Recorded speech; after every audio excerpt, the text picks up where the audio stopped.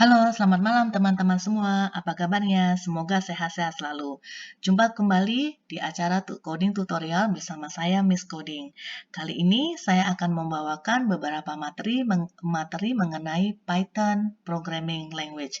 Nah, kenapa harus Python?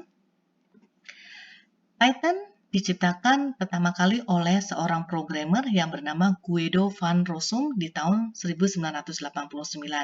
Namun dari tahun 1989 dia mengembangkan terus si Python ini ya teman-teman sampai akhirnya si Python ini rilis untuk pertama kalinya di tahun 1991. Nah, nama Python sendiri sebenarnya diambil karena si Guido ini ternyata dia menyukai acara TV favorit yang bernama Monty Python's Flying Circus. Sehingga untuk penemuan dia, si programming language yang dia temukan ini, dia kasih nama dengan Python supaya lebih singkat ya teman-teman, supaya enak, supaya bisa ada sesuatu yang lain menurut dia yang bisa dikenal oleh banyak orang. Nah, untuk sejarah singkat Python-nya, seperti yang tadi saya bilang, dia pertama kali menciptakan si Python ini di tahun 1989, namun di tahun 1991 si Rossum ini, Van Guido ini baru mempublish Python version yang pertama, yaitu versi 0.9.0. Nah, kemudian dia terus dari tahun 1991, dia terus mengembangkan si Python ini, dan akhirnya di tahun 1994 dia merilis versi Python yang pertama yaitu 1.0. Nah, kemudian terus dia kembangkan karena si Python ini dinamis ya, teman-teman, bisa dengan secara fleksibel dikembangkan. Maka di tahun berikutnya, tahun 2000, Python versi 2 ini kemudian dirilis. Kemudian di tahun 2000, mulai 2008, Python versi 3 ini dirilis. Kemudian sampai awal tahun 2020. Ya, sekarang Python 3 ini ada Python 3.6, Python 3.7, Python 3.8, Python 3.9. Nah, sekarang untuk Windows sendiri, teman-teman bisa mendownload untuk the latest versionnya itu Python versi 3.10. Nah, kenapa harus Python? Ternyata Python ini adalah bahasa pemrograman paling populer di seluruh dunia, teman-teman, untuk saat ini ya, dibandingkan dengan bahasa pemrograman yang lain. Nah, kenapa Python dikatakan merupakan bahasa pemrograman paling populer? Nah, ini alasannya karena Python memiliki beberapa manfaat. Contohnya, Python ini ternyata sederhana dan mudah dimengerti oleh kita karena penulisan kode-kode atau sintaks di Python itu pendek. Ya, tidak perlu panjang-panjang seperti kalau teman-teman menulis sintaks atau kodenya sendiri itu menggunakan bahasa Java atau bahasa C++.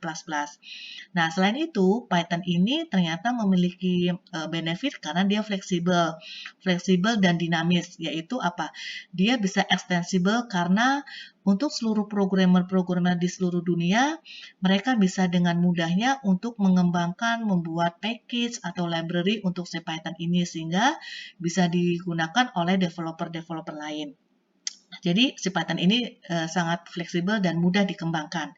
Nah, si Python ini juga memiliki banyak sekali library ya.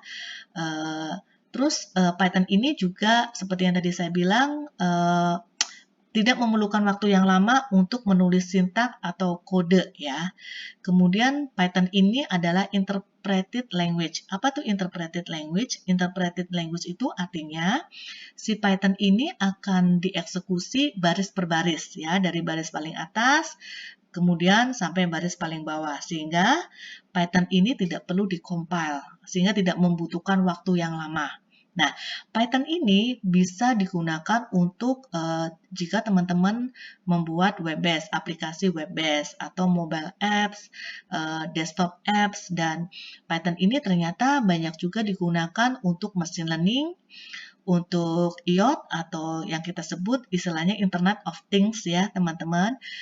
Python ini juga bisa digunakan macam-macam untuk games atau untuk aplikasi-aplikasi lainnya, termasuk Python ini tidak hanya digunakan oleh programmer sebagai bahasa pemrograman untuk komputasi, tapi Python ini juga digunakan oleh scientist untuk data science. Nah, Python ini juga mempunyai manfaat, dia open source. Karena open source jadi gratis ya teman-teman, nggak perlu bayar kalau teman-teman mau membuat program menggunakan bahasa Python. Nah, Python ini juga adalah bisa diintegrate atau ditulis dan dikompil ke dalam bahasa lain. Contohnya, bisa dikompil ke dalam bahasa C atau C++. Nah, si Python ini bisa teman-teman gunakan untuk kalau teman-teman mau membuat automation atau otomasi sehingga bisa meningkatkan produktivitas.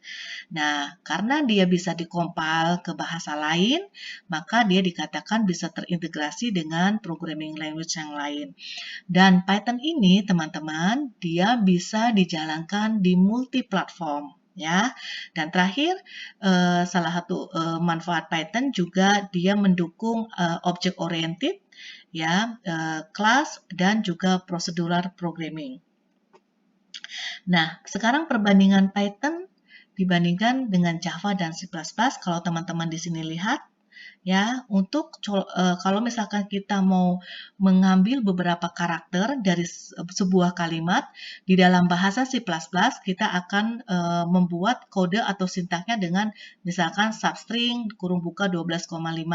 Di dalam bahasa Java str dot substring kurung buka 12,5. Namun di dalam Python atau Python, ya, bahasa Inggrisnya Python, bahasa Indonesianya Python, kita hanya cukup menuliskan str kurung buka, siku buka 0,5 kurung tutup, ya. Jadi semudah itu teman-teman jika kita menuliskan kode-kode atau sintak di dalam bahasa Python dibandingkan bahasa lainnya. Oleh sebab itu, sekarang Python itu menjadi bahasa programming paling populer di dunia, ya. Dan karena dia ditulisnya itu sintaknya pendek, maka akan mempermudah developer, ya, membantu developer, tidak perlu panjang-panjang dan tidak perlu menghafalkan sintak yang cukup panjang seperti di C++ atau C. Nah, sekarang apa yang harus kita persiapkan untuk belajar Python? Yang pertama pasti teman-teman kita semua harus menginstall Python-nya, Python itu sendiri, ya. Dan yang kedua, setelah kita install Python, maka bagaimana untuk kita bisa mengetik atau menuliskan kode-kode atau sintak Python-nya, yaitu kita bisa menggunakan IDE atau yang kita sebut Integrated Development Environment, yaitu suatu lingkungan pengembangan terpadu. Di situ ada editornya, teman-teman bisa menggunakan editor IDE untuk menuliskan kode-kode Python-nya. Dan atau bisa juga teman-teman kalau terbiasa menggunakan PyCharm, teman-teman juga bisa menggunakan PyCharm untuk menuliskan kode-kode Python-nya. Dan atau juga bisa digunakan text editor, ya. Text editor kali ini saya di dalam untuk praktek Python ini saya akan menggunakan text editor Visual Studio Code karena pertimbangannya dengan menggunakan Visual Studio Code itu saya akan lebih mudah untuk memanage package-package dari si Python itu sendiri. Ya, teman-teman, jadi cukup dulu sekian dari saya penjelasan kenapa harus Python, ya. Untuk tutorial berikutnya saya akan langsung membawakan tutorial basic mengenai Python di tutorial berikutnya, ya teman-teman. Sekian dulu pengenalan Python dari saya, Miss Coding. Jangan lupa untuk follow, subscribe, supaya saya tetap bersemangat untuk terus membuat materi-materi coding ini. Terima kasih teman-teman, sampai jumpa kembali, bye-bye.